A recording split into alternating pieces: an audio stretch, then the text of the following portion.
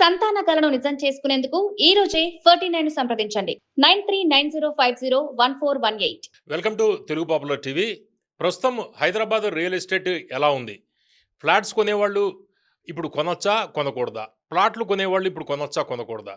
అసలు రియల్టర్ల పరిస్థితి ఏ విధంగా ఉంది? బిల్డర్స్ పరిస్థితి ఎట్లా ఉంది? ఇప్పుడు విల్లాలు అని చాలా ప్రచారం జరుగుతుంది. విల్లాల మీద పెట్టుబడి పెట్టొచ్చా పెట్టకూడదా?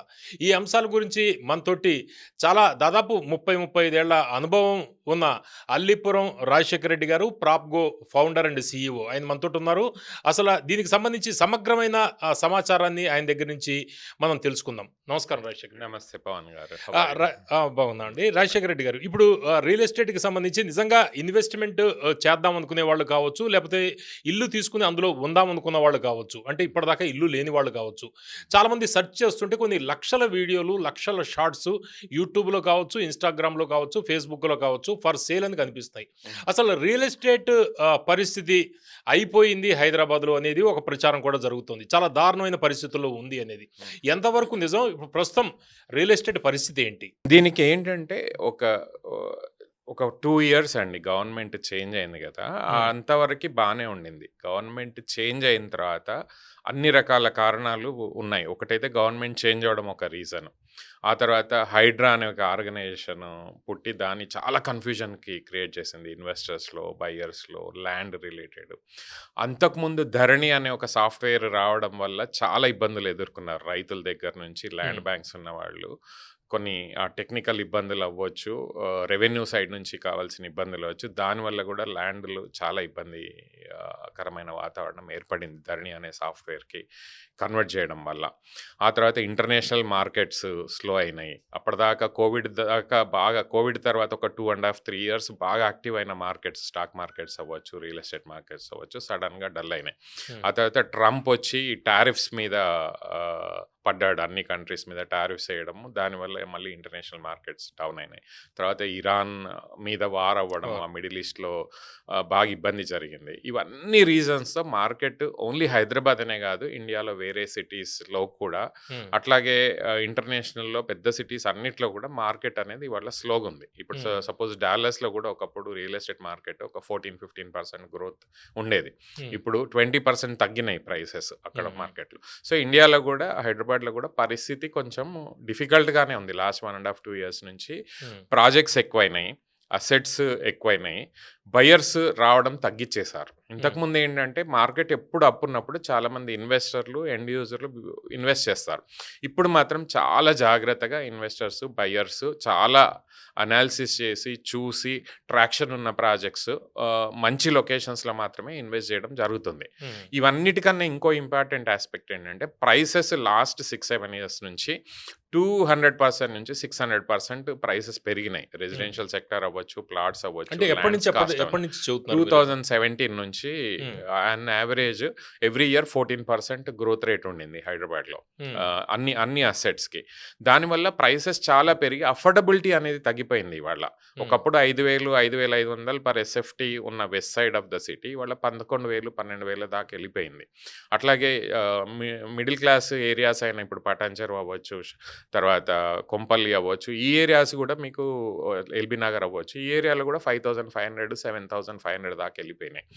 అఫోర్డబిలిటీ తగ్గినప్పుడు ఆటోమేటిక్గా ప్రైసెస్ పెరిగినప్పుడు జనాల దగ్గర అంత ఈక్వల్గా మనకి సాలరీ గ్రోత్ రేట్ లేదు, ఎకనామికల్ గ్రోత్ రేట్ లేదు. దానివల్ల ఏమైంది, స్లోగా నంబర్ ఆఫ్ యూనిట్స్ ఏవైతే ఉన్నాయో, రిజిస్ట్రేషన్స్ ఉన్నాయో అవి తగ్గినాయి, వాల్యూస్ పెరిగినాయి. మీరు చూస్తే లాస్ట్ 3-4 ఇయర్స్లో నంబర్ ఆఫ్ రిజిస్ట్రేషన్స్ తగ్గినా టోటల్ వాల్యూ ఆఫ్ ట్రాన్సాక్షన్స్ ఎక్కువే ఉన్నాయి. 2004, 24, 25, 26లో కూడా మీరు 25 కన్నా ఎక్కువ ఉంది, 24 కూడా 25, 26 ఎక్కువ ఉంది 24 కన్నా. రిజిస్ట్రేషన్స్ నంబర్స్ తగ్గింది, కానీ వాల్యూమ్ పెరిగింది. మీకు నంబర్ ఆఫ్ టోటల్ అమౌంట్ ఏదైతే ఉందో, number of registrations versus total amount ఏదైతే ఉందో, రిజిస్ట్రేషన్స్ తగ్గినాయి కానీ ఏదైతే వాల్యూ ఉందో అది మాత్రం ఎక్కువైంది. సో దాన్ని బట్టి తెలుస్తుంది ఏంటంటే అఫోర్డబిలిటీ అనేది తగ్గిపోయింది. నంబర్ ఆఫ్ ప్రైసెస్ బాగా ఇంక్రీజ్ అయినందువల్ల అఫోర్డబిలిటీ తగ్గి ఇవాళ ఇంకొకటి ఏంటంటే ఇంకొక మెయిన్ రీజన్ అంటే జనాల్లో కూడా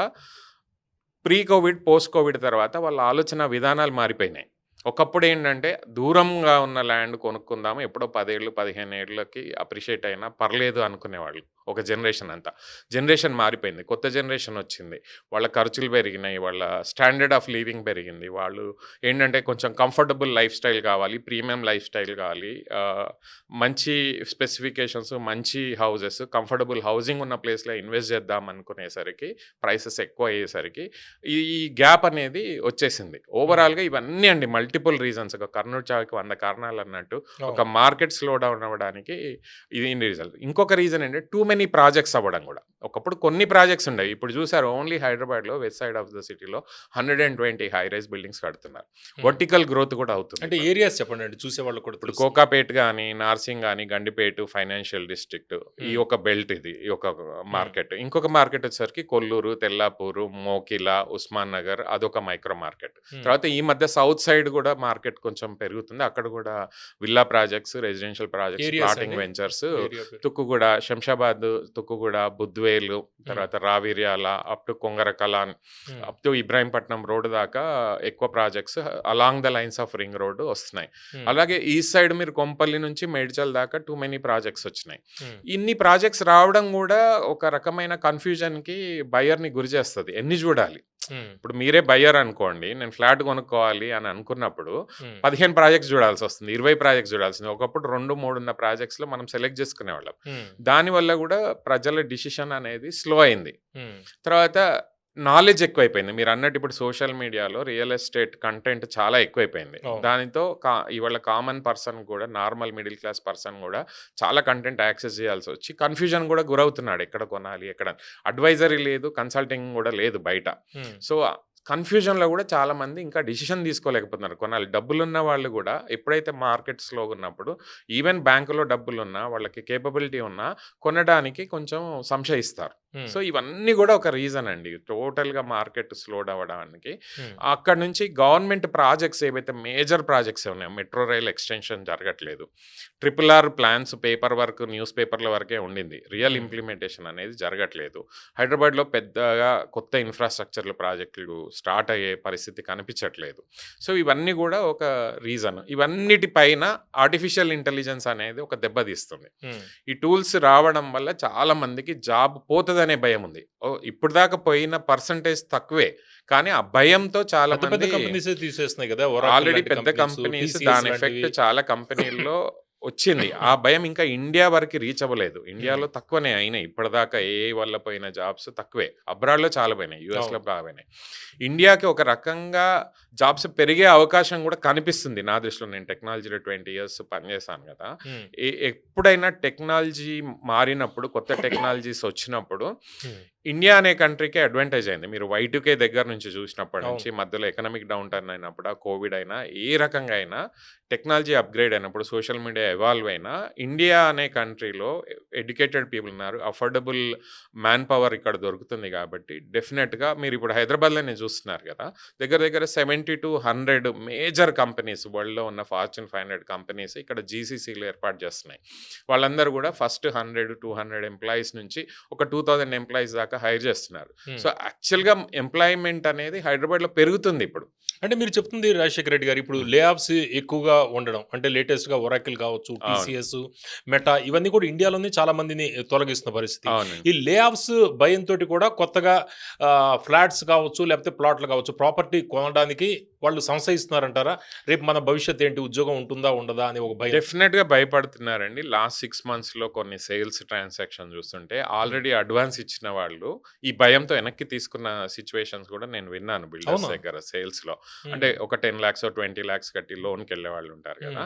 ఇంకా మేము మళ్ళీ మా జాబ్ పోతే ప్రాబ్లం అవుతుంది, లోన్స్ క్యాన్సిల్ చేసుకొని యూనిట్స్ కూడా క్యాన్సిల్ చేసుకున్నారు కొన్ని ప్రాజెక్ట్స్లో. ఎక్కడైతే ప్రీమియం ప్రాజెక్ట్స్లో ఐటీ వాళ్ళు ఇన్వెస్ట్ చేసిన ఉన్నారో ఆ భయం అనేది డెఫినెట్గా ఉంది. ఎన్ఆర్ఐస్ కూడా ఒకప్పుడు ఎన్ఆర్ఐస్ మన మార్కెట్లో 20-30% ఇన్వెస్ట్ చేసేవాళ్ళు, ఇప్పుడు బాగా తగ్గింది. ఎన్ఆర్ఐస్ ఒకటేమో అక్కడ యూఎస్లో కొనుక్కోవడం ఒకటైతే ఒక ప్రాబ్లం అయితే, రెండోది ఇండియాలో ఇన్వెస్ట్ చేస్తున్నప్పుడు భయం అనేది, దాంతో వాళ్ళు చాలా మంది ఇన్వెస్ట్ చేయట్లేదు.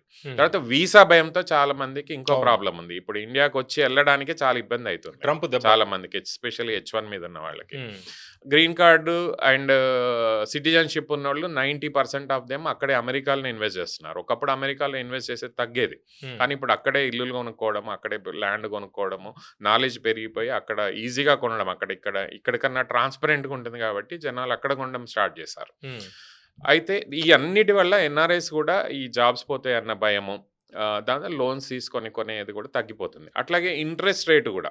ఒకప్పుడు ఇంట్రెస్ట్ రేట్ ఇంకా తగ్గితే అఫోర్డబిలిటీ పెరుగుతది. ఇప్పుడు 7.2, 7.5%లో నీకు వాల్యూ పెరిగినప్పుడు హ్మ్. ఈఎంఐ కూడా ఎక్కువవుతది. నీ సాలరీ కన్నా ఈఎంఐ ఈ జనరల్‌గా టెండెన్సీ ఏంటంటే మీ సాలరీలో ఒక 30-40% వరకు ఈఎంఐ ఉంటే మేనేజ్ చేయగలరు. కానీ ఇప్పుడు పర్చేజ్ చేసే ప్రాపర్టీలు ఎక్స్‌పెన్సివ్ అయ్యి ఈఎంఐ సాలరీని మ్యాచ్ అవ్వట్లేదు. హ్మ్. అంటే ఒక 2 క్రోర్స్ ప్రాపర్టీ అంటే మీకు 1.5, 1.6 లాక్స్ మీకు ఈఎంఐ అవుతుంది. హ్మ్. సో అది అప్పుడు నీకు సాలరీ ఖర్చులు ఎక్కువైపోయినాయి ఇప్పుడు. ఖర్చులు ఎక్కువైనప్పుడు మ్యాచ్ అవ్వట్లేదు. ఆ భయంతో కూడా కొందరు కొనట్లేదు. మనం రేపు జాబ్ పోతే ప్రాబ్లమ్ అవుతుంది హ్మ్. అని అనుకొని కొనడం తగ్గిచ్చేశారు సాఫ్ట్‌వేర్ ఇండస్ట్రీలో ఉన్న వాళ్ళు. ఓకే. రాజశేఖర్ రెడ్డి గారు ఇందాక మీరు చెప్తూ గత 10 ఏళ్లలో అంటే 2015 నుంచి ఇప్పటిదాకా 600% దాకా పెరిగిపోయింది అవును.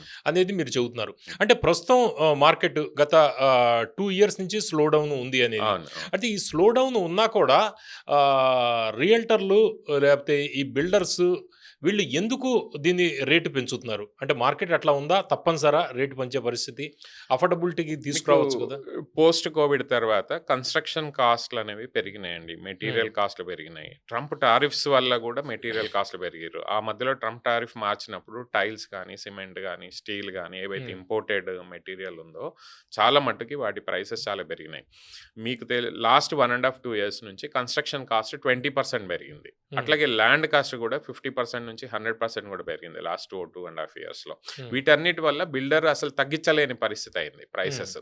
ఇంకా వాళ్ళకి మరీ కష్టమైన పరిస్థితిలో తక్కువ ప్రైస్‌లో అమ్ముతున్నారు తప్పితే, ఒకవేళ సర్వైవ్ అయిన బిల్డరు అంటే బ్యాంక్ లోన్స్ తీసుకున్నా గానీ ఫండింగ్ వచ్చిన బిల్డర్స్ మాత్రము తక్కువ ప్రైస్‌లో అమ్మట్లేదు ఇప్పటికి కూడా. కాకపోతే ఇప్పుడేంటంటే జనాలు కూడా ఎట్లయిపోయినారంటే బయర్స్ మంచి ప్రాజెక్ట్ చూడాలి, మంచి డెవలపర్ని చూడాలి, మంచి లొకేషన్ చూడాలి, మాకు ఫ్యూచర్లో అప్రిషియేషన్ ఉండాలి అనే పద్ధతిలో బయింగ్ చేస్తున్నారు తప్పితే, ఇంతకుముందు ఒక జనరేషన్ 2 జనరేషన్స్ ముందు అందరూ కూడా ఎంత తక్కువ ప్రైస్లో ఉంటే అంత కొందామని చూసేవాళ్ళు కాదు. ఆ మార్పు అనేది నాకు నిజంగా బయర్స్లో కనిపిస్తుంది ఇప్పుడు. Even lower middle class families కూడా they want to buy a better home, better location, నాకు అన్ని ఫెసిలిటీస్ ఉండాలి, క్లబ్ హౌస్ ఉండాలి, గేటెడ్ కమ్యూనిటీ ఉండాలి అన్న ఉద్దేశంతో ఇప్పుడు బయర్స్లో ఒక సైకాలజీ అంతా మారిపోయింది. విత్ ఇన్ లాస్ట్ 7-8 ఇయర్స్లో పోస్ట్ కోవిడ్ తర్వాత ఇంకా ఎక్కువైంది అది. ఓకే. అంటే మీకు చాలా దాదాపు 3 దశాబ్దాల అనుభవం ఉంది రియల్ ఎస్టేట్‌కి సంబంధించి. చాలా కొంత ప్రాజెక్టులు చేశారు. మీరు సలహాలు, సూచనలు కూడా ఇస్తూ ఉంటారు.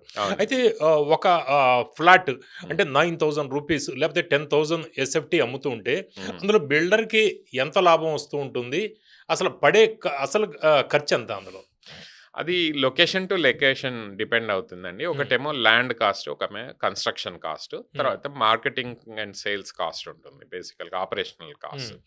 ఇప్పుడు suppose west side of the city Kokapet example తీసుకుంటే హై రైజ్ బిల్డర్ అనుకోండి, ఒక 40-50 ఫ్లోర్స్ కట్టాలనుకుంటే ఇప్పుడు కన్స్ట్రక్షన్ కాస్ట్ 2019, 20, 21 అరౌండ్ 4,000-4,500లో అయ్యేది. కానీ 2025-26కి వచ్చేసరికి అది 6,000 దాటిపోతుంది ఇప్పుడు కన్స్ట్రక్షన్ కాస్ట్.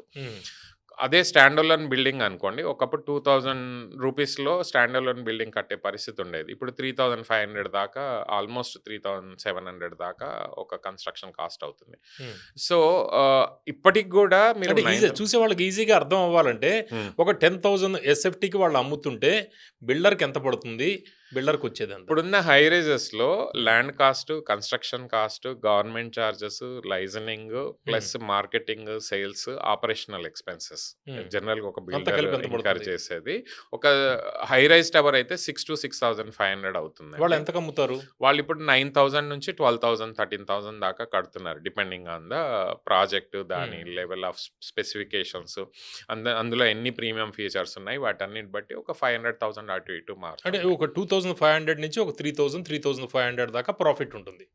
డెఫినెట్గా SFT ఉంటుందండి. 9,000లో అమ్మితే 2,000 నుంచి 3,000 దాకా ప్రాఫిట్ ఉంటుంది. హ్మ్. దానిపైన మళ్ళీ టాక్సెస్ ఉంటాయి కదా. అవును. ప్రాఫిట్ వచ్చిన తర్వాత మళ్ళీ వచ్చిన ప్రాఫిట్ మీద అవునవును. గవర్నమెంట్ 22-30% ప్రాఫిట్ తీసుకుంటుంది. హ్మ్. సో అరౌండ్ 1,500 to 2,000 కంఫర్టబుల్గా 9,000 అమ్మితే హ్మ్. వెస్ట్ సైడ్ ఆఫ్ ద సిటీలో మీకు ప్రాఫిట్ వస్తుంది. అంటే ఇప్పుడు రేట్లు ఎక్కువగా ఉన్నాయనేది కొంతమంది అంటే మేము అఫోర్డ్ చేయలేకపోతున్నాము.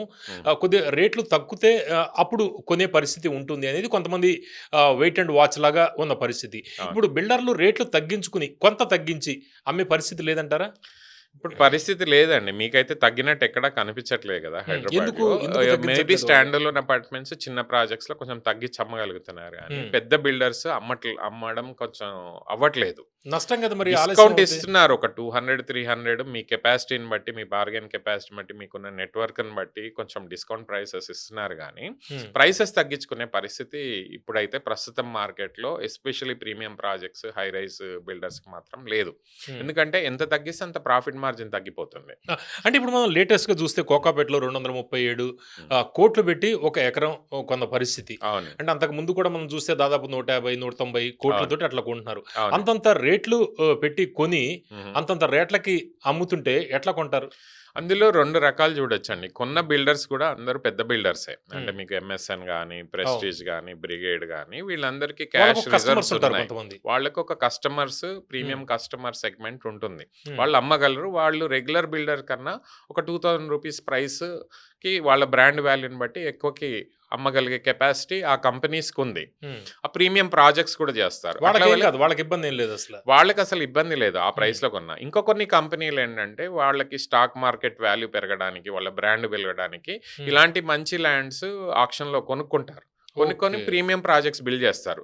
దానివల్ల వాళ్ళకి ఏంటంటే వేరే ఏరియాస్‌లో ల్యాండ్ బ్యాంక్ రావచ్చు. బ్రాండ్ పెరగడానికి.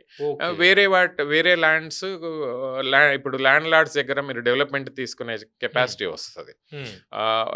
ల్యాండ్ లార్డ్స్ వాళ్ళని అప్రోచ్ అవుతారు, మాకు ప్రాజెక్ట్ తీసుకోండి అని చెప్పేసి.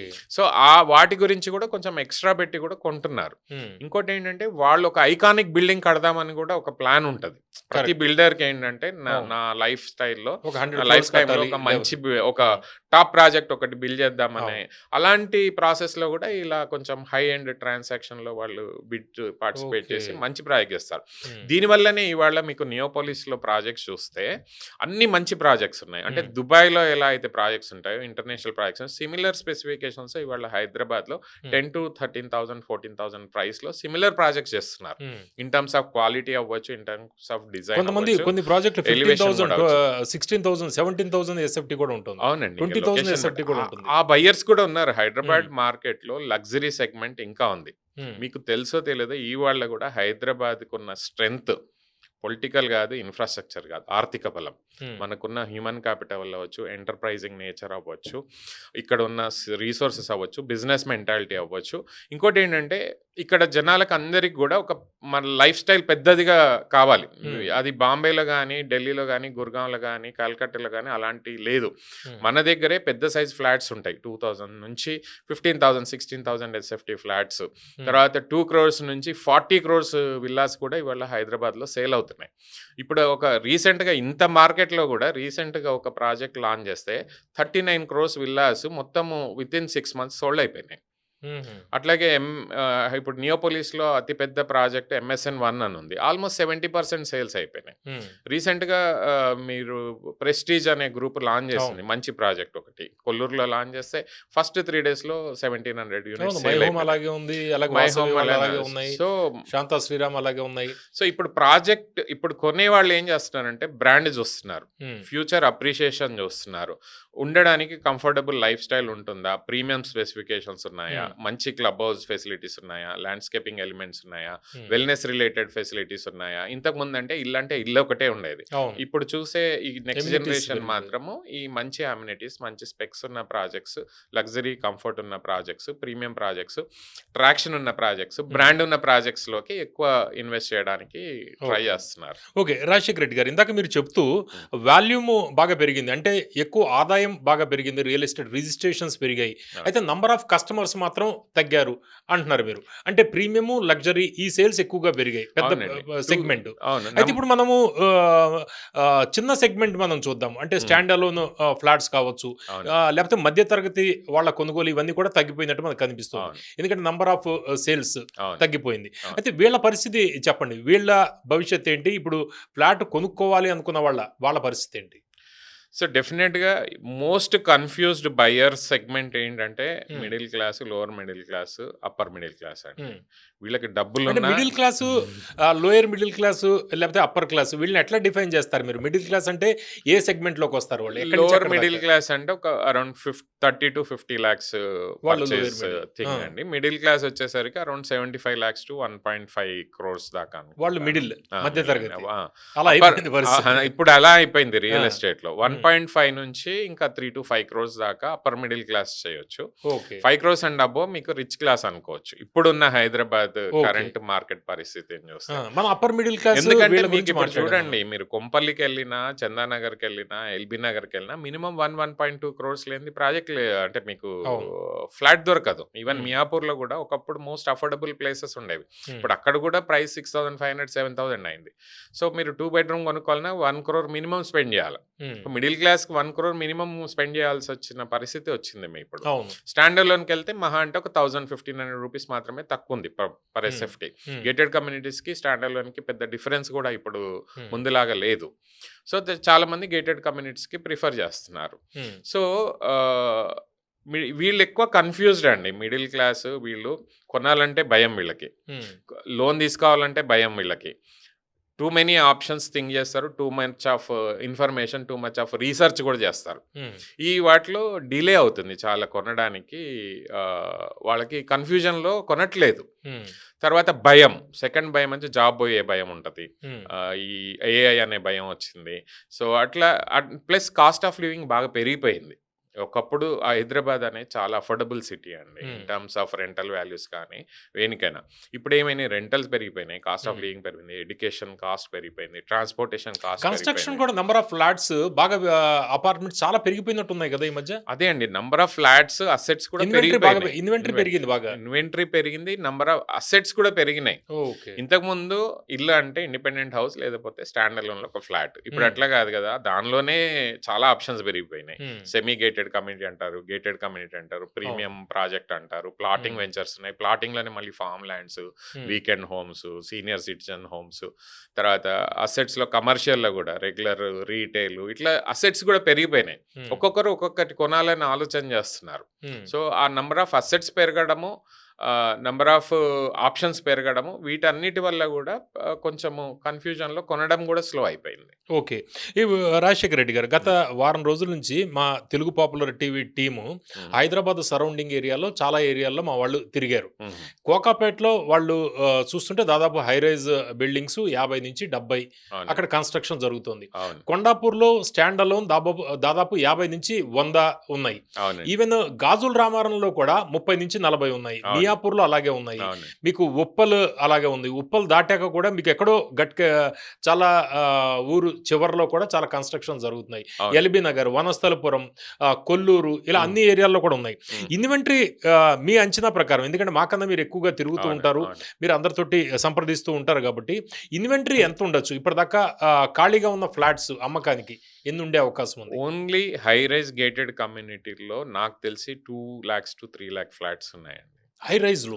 ఓన్లీ హై ఓహ్! రైజెస్‌లో. ఇప్పుడు కొత్త ప్రాజెక్ట్స్ మొన్న ఈ ఇయర్‌లో లాంచ్ అయినవే అన్నీ హ్మ్. కలిపితే ఒక 20,000 ఉంటాయి. ఒక్కొక్కటి 3,000, 4,000, 5,000 ఫ్లాట్స్ వస్తున్నాయి. ఓకే. ఒక 20 ఎకరాల్లో 5,000 ఫ్లాట్స్ కడుతున్నారు. హ్మ్. అట్లా ఓన్లీ కొల్లూరు ఎందుకంటే ఏరియాలో ఒక ఒక హై రైజ్ 20 అంటే దాదాపు 5,000, 6,000 కొల్లూరు 20 ప్రాజెక్ట్స్ కలిపి ఒక 1,00,000 ఫ్లాట్స్ ఉన్నాయి. కరెక్ట్. అవును. సో, ఒక 2-3 లాక్స్ అండి. నంబర్స్ ఇంకెవ్వరు క్యాలిక్యులేషన్ అఫీషియల్‌గా ఓన్లీ డేటా అంచనా ఎక్కడ ఇది. లేదు. అంచనా ఒక అంతే. Approximately 2-3 lakhs flats. హ్మ్. కాకపోతే హై రైజెస్‌లో అడ్వాంటేజ్ ఏంటంటే 4.5 years టైం పడుతుంది ప్రాజెక్ట్ ఫినిష్ అయ్యే అవును. వరకు. సో బిల్డర్కి ఒక టైం దొరుకుతుంది. కొంతమంది చదువుతున్నారు ఎవ్రీ 2030 ఇయర్ చదువుతున్నారు ఇప్పటికే. 20% అట్లా అమ్ముతూ ఉండి ఒక Correct. 20% ఎవ్రీ ఇయర్ ఒక 300 500 600 రూపీస్ పెంచుతూ ఉంటే మన బిల్డర్స్కి ప్రాఫిటబిలిటీ ఉంటుంది. సో వాళ్ళు 4 years టైం లైన్లో అమ్ముకోగలిగితే బెటర్. రెండవది ఈ స్టాండ్ అలోన్ అపార్ట్మెంట్ కూడా నాకు కూడా తెలిసి హైదరాబాద్ చుట్టుపక్కల 360 degreesలో ఒక మేజర్ ఏరియాస్ క్యాలిక్యులేట్ చేసుకుంటే అవి ఒక 2 to 3 lakhs ఉంటాయి. దాదాపు 5 లక్షలు. ఆ నంబర్స్ అయితే క్యాలిక్యులేషన్స్ కూడా లేవు, ఎందుకంటే సగం ప్రాజెక్టులు రెరా రిజిస్టర్ అయి కూడా ఉండవు. 500-600 square yards లోపల ఉంటే రెరా కూడా రాదు. సో రెరా ఉన్న ప్రాజెక్ట్సే రీసెంట్గా నేను క్యాలిక్యులేట్ చేస్తే ప్లాటింగ్ వెంచర్స్ 2019 నుంచి రిజిస్టర్డ్ అయిన రెరా ప్రాజెక్ట్స్ 10,100 ఉన్నాయండి. ఏవి అవి అపార్ట్మెంట్స్ అవ్వచ్చు, ప్లాట్స్ అవ్వచ్చు, విల్లాస్ అవ్వచ్చు, కమర్షియల్ స్పేసెస్ అవ్వచ్చు, 500 square yards and above projects RERA compulsory. రెరాలనే 11,000 ప్రాజెక్ట్స్ రిజిస్టర్ అయినాయి అప్రాక్సిమేట్ గా ఈ రోజు టిల్ డేట్ వాళ్ళ మార్నింగ్ చూసిన నంబర్స్ ప్రకారం. సో మొత్తం కలిపి ఒక 5 lakhs ఫ్లాట్స్ అయితే హైదరాబాద్లో అవైలబిలిటీ ఉంది. దీన్ని ఒక రకంగా మీరు అడ్వాంటేజ్ అనుకోవచ్చు, ఒక రకంగా డిసడ్వాంటేజ్ అనుకోవచ్చు. అడ్వాంటేజ్ ఎలా అంటే ఇవాళ మైగ్రేషన్ బాగా పెరిగిపోయింది హైదరాబాద్కి. జాబ్ గురించి వస్తున్నారు, ఎడ్యుకేషన్ గురించి వస్తున్నారు, ఇక్కడ సెటిల్ అవుదామని వస్తున్నారు నెక్స్ట్ జనరేషన్ అంతా. మీరు చూస్తే ఒక 2019 దాకా IIM, IIT, ISB top premium institution నుంచి ఎక్కువ మంది బెంగళూరు వెళ్ళేవాళ్ళు వర్క్ చేయడానికి, లేదంటే బాంబేకి వెళ్ళేవాళ్ళు. రీసెంట్గా లాస్ట్ 6-7 years నుంచి 50% of these graduates actually coming to Hyderabad to settle down. ఎందుకంటే హైదరాబాద్ అట్లా ఇన్ఫ్రాస్ట్రక్చర్ పరంగా, ఎడ్యుకేషన్ పరంగా, అట్లాగే మీకు ఈ hotels, pubs, entertainment, wellness related, resorts, ఈ అన్ని overall 360 degrees lifestyle enjoy చేయడానికి Hyderabad is one of the best place in India. ఇప్పటికి కూడా ఇన్ఫ్రాస్ట్రక్చర్ అయితే మీరు చూస్తున్నారు కదా, వేరే సిటీస్లో లేని ఇన్ఫ్రాస్ట్రక్చర్ బెంగళూరుతో, ఢిల్లీతో, ముంబైతో చూసుకుంటే హైదరాబాద్లో ఉన్న ఇన్ఫ్రాస్ట్రక్చర్ అక్కడ లేదు. మనం ఇక్కడ ఉంటున్నాం కాబట్టి హైదరాబాద్ని అంత ఈజీగా తీసుకుంటాం. బట్ బయటి వాళ్ళు ఎవరైనా హైదరాబాద్ నుంచి వస్తే wow you have a beautiful infrastructure here అంటారు. మీ రోడ్స్ కానీ, మీ ఫుడ్ కానీ, మీ లైఫ్ స్టైల్ కానీ, మీరు పర్చేజ్ చేసే కార్స్ కానీ, ఇవన్నీ చాలా హై అండ్ ఉంటారు. మీరు ట్విట్టర్లో చూస్తే ఎవ్రీ 2 days హైదరాబాద్ని మెచ్చుకుంటే ఎంతోమంది ట్వీట్స్ చేస్తుంటారు, వాళ్ళు విజిట్ చేసినా, ఇక్కడికి మూవ్ అయినా. And second thing, law and order బాగుంది హైదరాబాద్లో compare to any other city. చాలా తక్కువ క్రైమ్ రేట్ హైదరాబాద్లో ఉంది.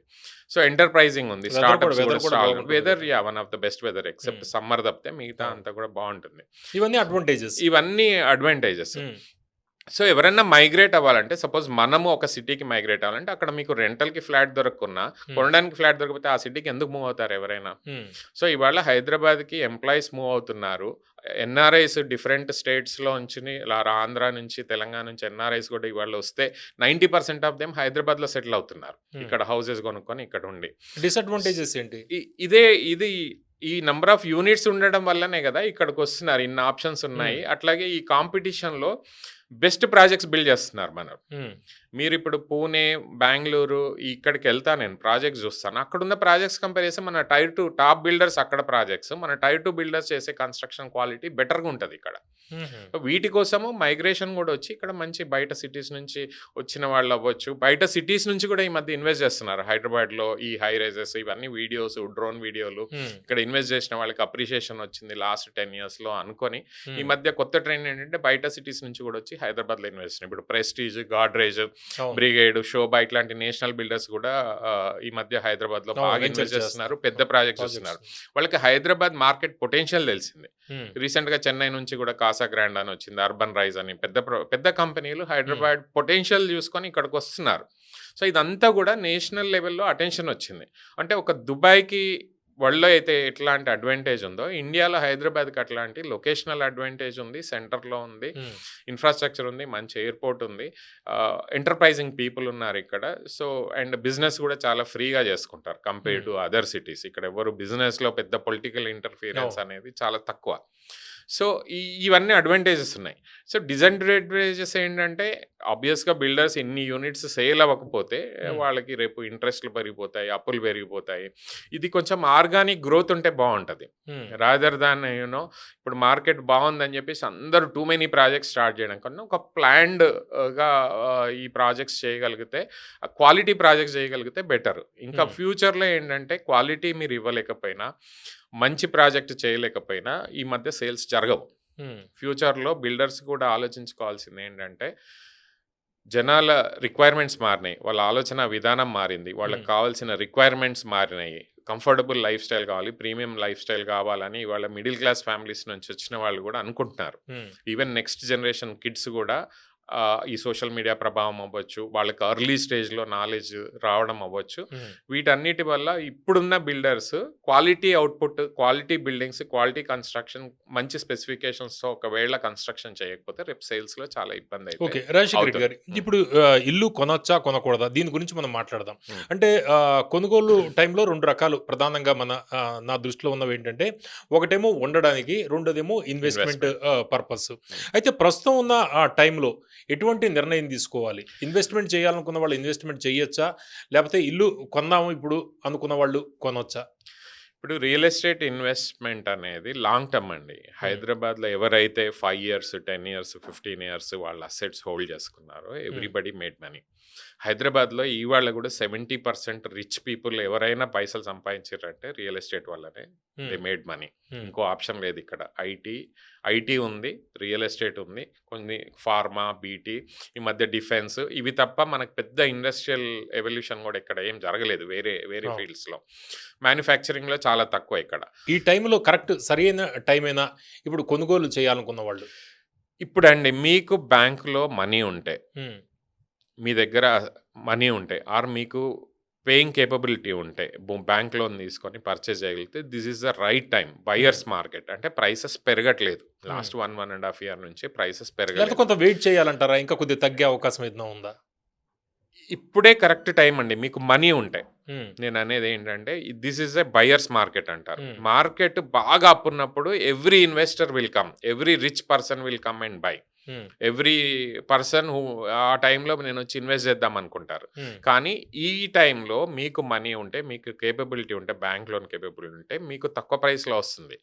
హైదరాబాద్ ఎప్పుడు కూడా ఒడిదుడుకులు కొన్ని రోజులే ఉన్నాయి.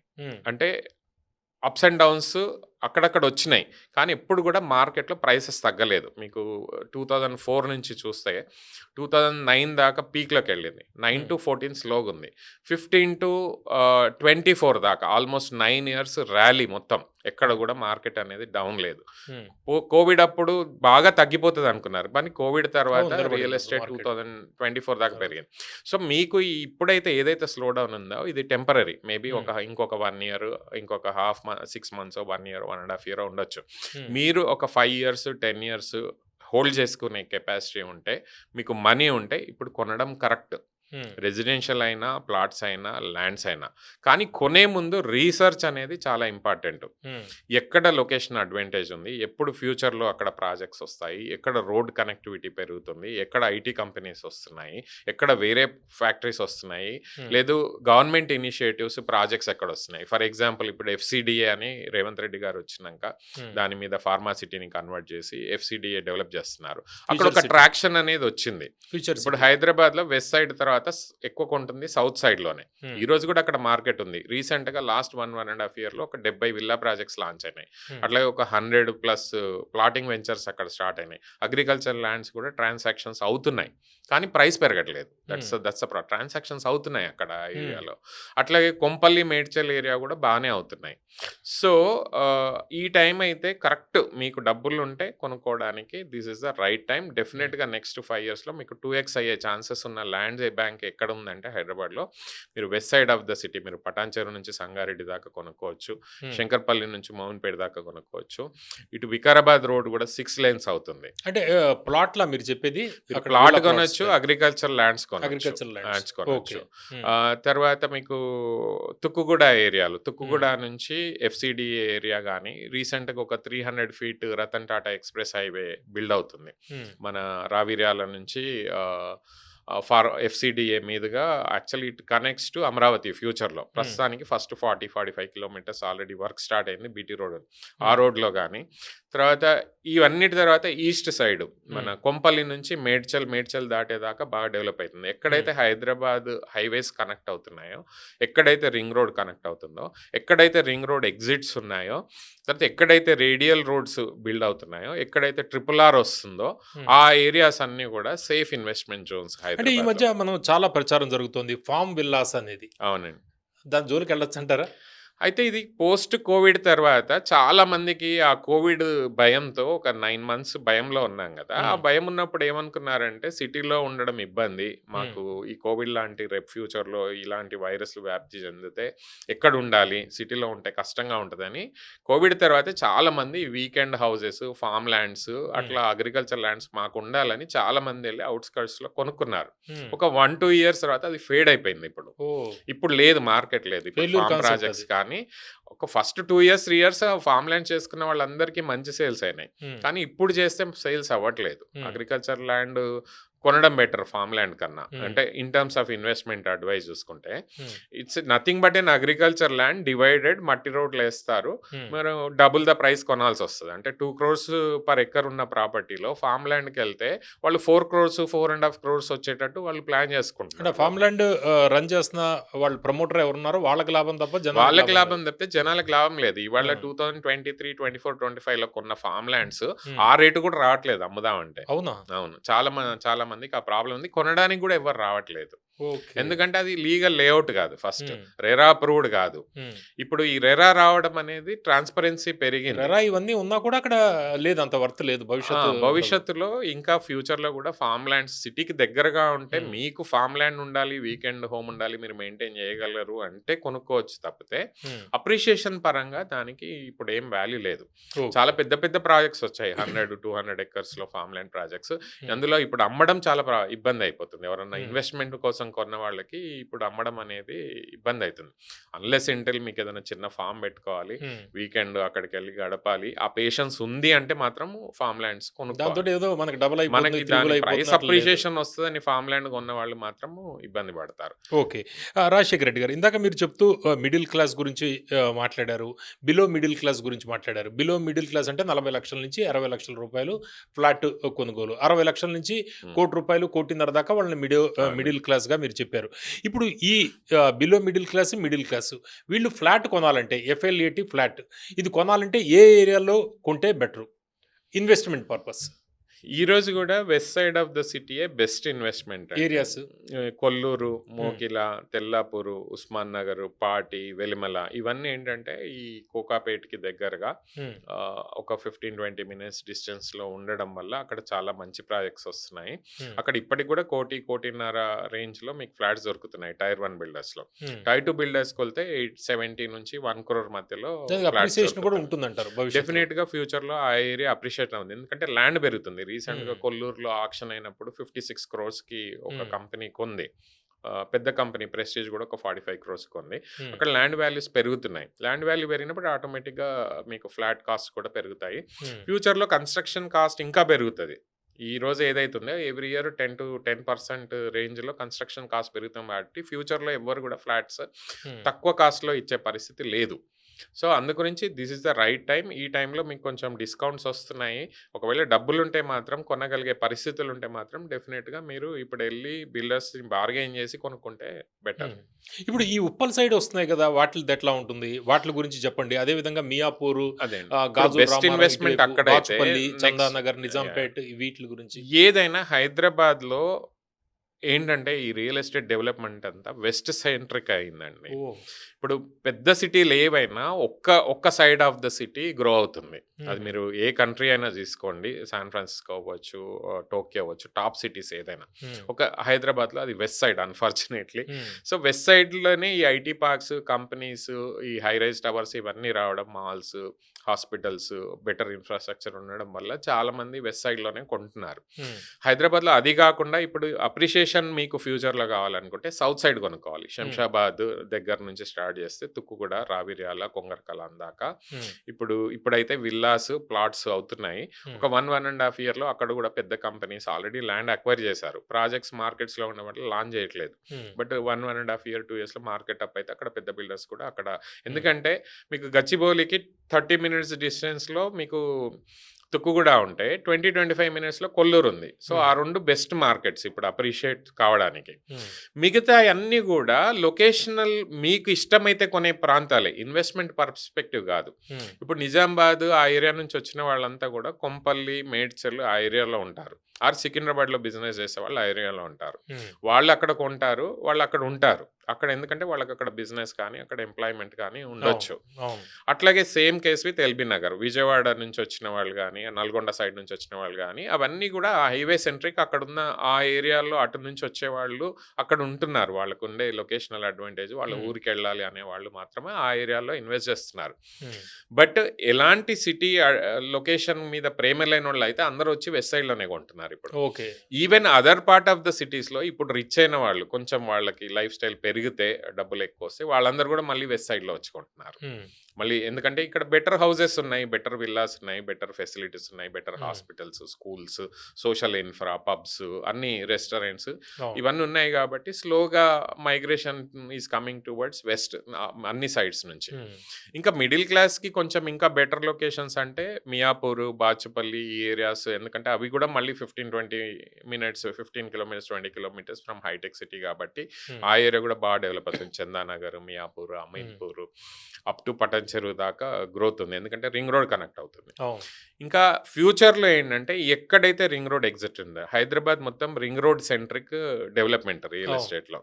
ఏ ఎగ్జిట్ అయినా మీరు తీసుకుంటే, అటు మొన్న కొత్త ఎగ్జిట్స్ కూడా క్రియేట్ అయినాయి. అవును. ఆ ఎగ్జిట్స్లో మీకు డెవలప్మెంట్ అనేది ఆటోమేటిక్గా అవుతుంది. అక్కడ ప్రాజెక్ట్స్ అవుతున్నాయి, విల్లాస్, అపార్ట్మెంట్స్ కన్స్ట్రక్ట్స్ అవుతున్నాయి, జనాలు Hmm. కొంటున్నారు. ఏ ఎగ్జిట్ మీకు మేడ్చల్ ఎగ్జిట్ అవ్వచ్చు, లేదు షామీర్పేట ఎగ్జిట్ అవ్వచ్చు, తర్వాత విజయవాడ హైవే అవ్వచ్చు. ఆ ఎగ్జిట్స్ దగ్గర ఒక ట్రాక్షన్ అనేది ఇప్పటికీ ఉంది. ఉమ్, ఇప్పటికి కూడా వాల్యూస్ పెరిగినాయి. ఫ్యూచర్లో మీరు ఏది కొనుక్కోవాలన్నా, ఎనీ అసెట్ మీరు రింగ్ రోడ్ సెంటర్కే కొనుక్కోవాలి. రింగ్ రోడ్కి దగ్గరగా, రింగ్ రోడ్ ఎగ్జిట్స్కి దగ్గరగా. ఇంకా తక్కువ ప్రైస్లో కావాలంటే రేపు రీజనల్ రింగ్ రోడ్లో ఫ్యూచర్ పర్స్పెక్టివ్ ఒక 5 years 10 years పర్స్పెక్టివ్లో అయితే రీజనల్ రింగ్ రోడ్ అలైన్మెంట్ వచ్చేసింది ఆల్మోస్ట్. ఉమ్, ఆ ఏరియాస్లో మీరు దానికి దగ్గరగా కొనుక్కుంటే, ఇప్పుడు 2007లో రింగ్ రోడ్ వచ్చినప్పుడు రింగ్ రోడ్ పెద్ద పక్కన కొనుక్కున్న వాళ్ళందరూ కూడా కోటీశ్వర్లు అయిపోయారు. ఇప్పుడు అవును ఎక్కడైనా అవును. ఈ ఏరియాస్ ఏవి చూసినా, శంషాబాద్ అయినా, మన తుక్కుగూడ అయినా, తుక్కుగూడలో 2019లో 2 crores ఉండేదండి. ఉమ్, ఇప్పుడు 12 crores 13 crores అయిపోయింది ల్యాండ్ కాస్ట్. ఉమ్, మొత్తం శంషాబాద్ నుంచి స్టార్ట్ చేస్తే తుక్కుగూడ దాకా 10 crores, రింగ్ రోడ్కి అటు ఇటు 10 crores లేని ల్యాండ్ దొరకట్లేదు. కొంచెం దూరంలో కూడా 6-7 crores ఉంది. ఉమ్, అట్లాగే శ్రీశైలం హైవేలో మీరు తుక్కుగూడ నుంచి కందుకూరు దాకా వెళ్తే కూడా ఇప్పుడు 12 crores నుంచి స్టార్ట్ అయ్యి కందుకూరుకి వెళ్ళేసరికి 5 crores ఉంది. ఉమ్, ఓకే సో ఎక్కడైతే హైవేస్ ఉన్నాయో, ఎక్కడైతే ఓఆర్ఆర్ ఎగ్జిట్స్ ఉన్నాయో, ఓఆర్ఆర్ చుట్టుపక్కల, ఓఆర్ఆర్కి దగ్గర వితిన్ 2 to 3 kilometers మీరు చేస్తే, అట్లాగే కొత్త హైవేస్ ఎక్స్పాండ్ అవుతున్నాయి. విజయవాడ హైవే గ్రో అవుతుంది, అవును మేడ్చల్ హైవే పెద్ద 6 lanes అవుతుంది, బెంగళూరు హైవే 6 lanes అవుతుంది, మన వికారాబాద్ అదే రాయచూర్ వెళ్ళే దారి కూడా అది కూడా 6 lanes అవుతుంది. అవన్నీ కూడా ఒక పెట్టుబడికి అనుకూలంగా ఉన్న ప్రాంతాలు ఇప్పుడు హైదరాబాద్లో. ఓకే అది రాజశేఖర రెడ్డి గారు చెప్తున్న ప్రధానమైన అంశం. ఇప్పుడు హైదరాబాదు పరిసర ప్రాంతాల్లో దాదాపు 5-6 లక్షల ఫ్లాట్లు అమ్మకానికి నోచుకోకుండా ఖాళీగా ఉన్నాయి అనేది ఆయన ఒక అంచనా. దీంతోపాటు రీజనల్ రింగ్ రోడ్డు, అదేవిధంగా మెట్రో ఫేజ్ 2 ముందరికి వెళ్ళకపోవడం కూడా ఒక స్తబ్దతకు ఒక కారణం. దీంతోపాటు జియో పొలిటికల్ కండిషను, అదేవిధంగా వివిధ కంపెనీల్లో లే ఆఫ్స్, ఇవన్నీ కూడా రియల్ ఎస్టేట్ మార్కెట్ హైదరాబాద్లో కుదేలవ్వడానికి ఒక ప్రధానమైన కారణం. అయితే దీన్ని మంచి అడ్వాంటేజ్గా తీసుకోవచ్చు. ఇప్పుడు రేట్లన్నీ కూడా మిగిలిన పరిస్థితుల కన్నా ఇప్పుడు కొంత తక్కువలో ఉన్నాయి కాబట్టి ఇది మంచి అడ్వాంటేజ్గా తీసుకుని కొనుగోలు చేస్తే బెటరు. ఎందుకంటే బార్గెన్ కూడా ఎక్కువగా చేసుకునే అవకాశం ఈ టైంలో ఉంటుంది అనేది ఆయన చెప్తున్నారు. చూస్తూ ఉండండి తెలుగు పాపులర్ టీవీ. నమస్కారం. థ్యాంక్ యూ అండి.